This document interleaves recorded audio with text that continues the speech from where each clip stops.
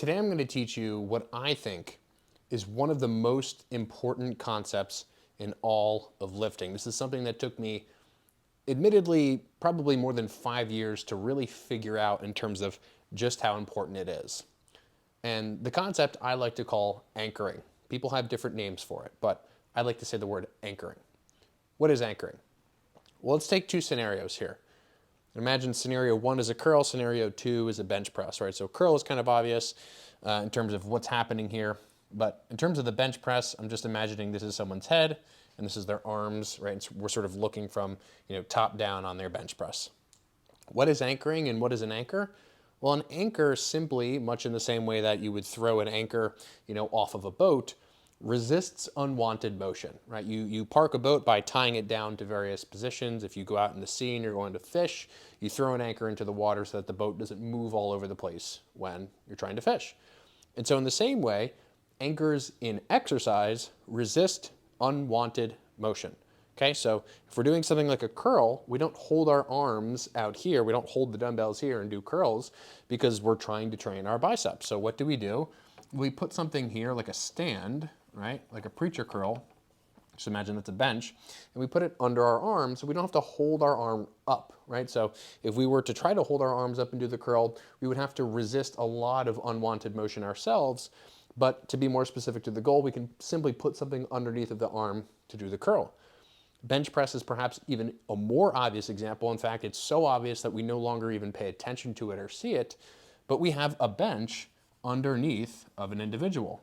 Why? Well, because if we tried to, let's say, hold our feet down and just hover backward and do the bench press, we wouldn't be able to actually train our chest that way, our triceps, our front delts that way, right? We would just be sort of trying to manage the task of not falling over backwards. So these are anchors of exercise. The preacher pad is an anchor. The bench is an anchor.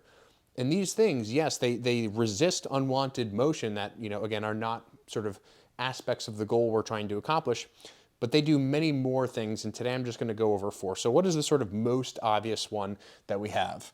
Well, when we use appropriate anchors in exercise, we gain an ability to target any muscle very specifically. Right, so in this example of a curl, let's say, and I'll just erase this so that it's not in the way interfering. If I'm doing a curl like this, and the elbow joint is right here where my marker is, here's the dumbbell moving through space, and I just ask myself, okay, if this is sort of where the line of resistance of the dumbbell is, look how far this line, if I extend it upward, look how far it is from the shoulder. Right, and I'll just highlight that over in a different color. Look how far this line is from the shoulder versus the line to the elbow, which would be roughly like right here, okay? So in this position, if I were to try to hold the dumbbell out, and I'm trying to do a curl without something underneath of my arm, what I'm essentially doing is I'm loading my shoulder at twice the distance to my elbow. Does that sound like something that would allow you to target the goal muscle of the biceps? No, because you would be, again, trying to hold yourself up the entire time that you were doing it. Might seem somewhat trivial or an obvious example to you, but there are many instances in which this is less obvious to people in a variety of different scenarios. So that's the main thing and the main goal. And targeting any muscle doesn't just have the impact of training what you want. It also has the impact of training, or really not training, what you don't want, right? So you're training your biceps, but you're also simultaneously taking a lot of stress off of your shoulders. And this is important because you may not notice any kind of issue, discomfort, building of fatigue in your shoulder immediately over a couple of reps, but how many biceps curls are you doing a week? And how many of those reps just stack and stack and stack and add up in terms of stress on the shoulder in addition to all the other shoulder exercises that you're doing? So we also can target any muscle that we really want to, more specifically by paying attention to where and how we're anchoring, but we also emphasize not training what we don't want. And that has a tremendous sort of impact, especially in the medium to long term, on just how your joints feel. How much are you stressing the same joints over and over that you don't even really realize that you're stressing? But of course, we can adapt only up to a point. So train what we want, don't train what we don't want. And that also has huge impacts on how we can program and specifically the overlap in our ability to actually make good decisions, make intelligent decisions about how to measure volume. That's sort of maybe for another video altogether. So number two, is standardization, right? So if we are able to standardize a rep, okay? In other words, if we are able to glue the arm in a particular position because we have a physical anchor that we can rely on that is not going to move, then we can much more reliably repeat the same pattern over and over and over, right? And that's ultimately what the goal of learning an exercise is. It's I'm picking a skill, I'm loading a skill, and I'm trying to keep the skill the same. Once I've sort of honed in on exactly what I want to try to do, I'm keeping the skill the same as I progress in load or reps or both over time. And if you keep the skill the same, then that's a much more reliable way to know that if you're able to add load, if you're able to add reps, that you've actually progressed. Whereas a lot of times what happens is when people are picking exercises that are just completely unanchored, perhaps when they should be, ideally, the rep to rep technique will change, right? So again, just imagine, same scenario, I'm holding my arms out here. How consistent do you all imagine each repetition of every set would be in an instance where you didn't have a pad like this? You know, some reps you might use a little more shoulder. Some reps you might be really good about not using the shoulder and you would just be able to do the curl. Some reps you might try to, squat the weight up because it's so much heavier on your shoulders than your biceps. So there are any number of things that can occur as a consequence of not standardizing. And really what I think the biggest impact is, like this, sort of number one, is the impact that it has on programming, right? Is how much are things overlapping when you don't standardize? And how much easier is it to actually track something when you are standardizing? Okay, so that sort of leads into the third one.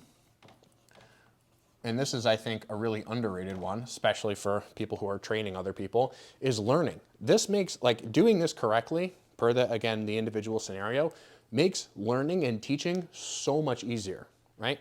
Again, imagine like you're teaching someone, if any of you are personal trainers, you probably know this, you're teaching someone who's never lifted before, you give them more than a single thing to concentrate on, and it's like all of a sudden everything falls apart, right? People, especially in the beginning phases of lifting, they need fewer moving parts.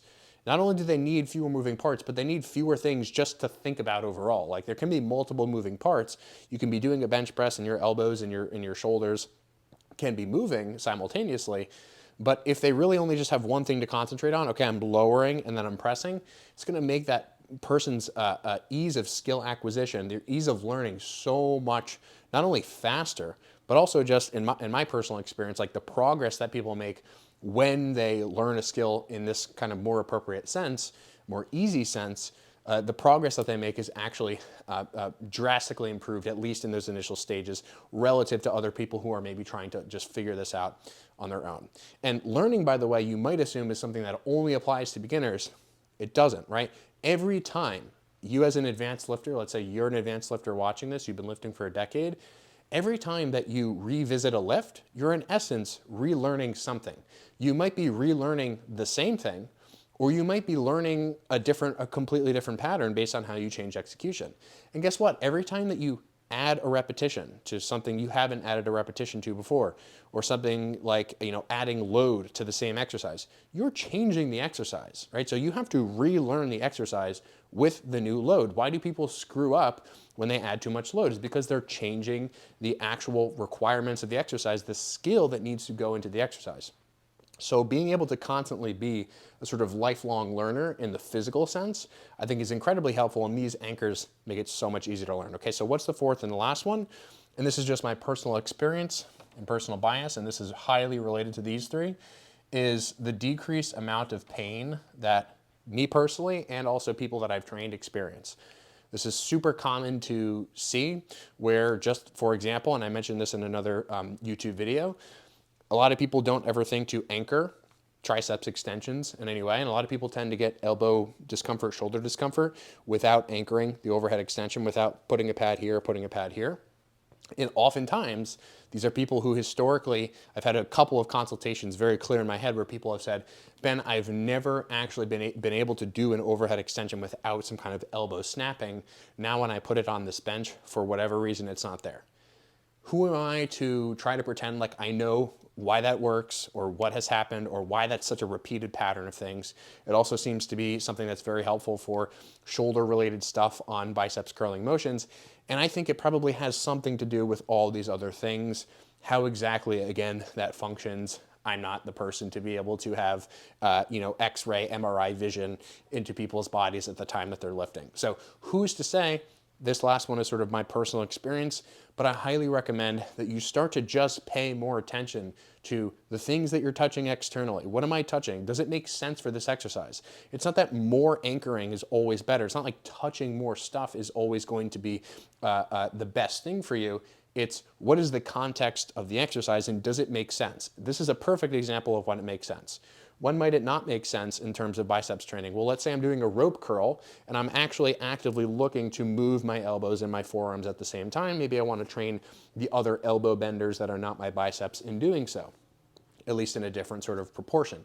That might make sense where I don't really need to opt for something to sort of pull into or touch or whatnot. But there are a majority of instances wherein some kind of anchor is going to be necessary. At the minimum, it's obviously going to be the floor, right? You need to be contacting the floor to be able to lift something.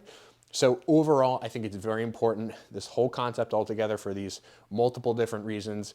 And I hope that this video is something that can introduce the concept to you if you've never really thought about it. A lot of people are aware of this, but they're not exactly sure just, I think, how important it is, how relevant it is. So just start to pay attention, just start to be awake in the gym when you're going from exercise to exercise. Where are the anchors? Where are the things that are holding me still? Pay a little bit more attention to those and see how it helps you.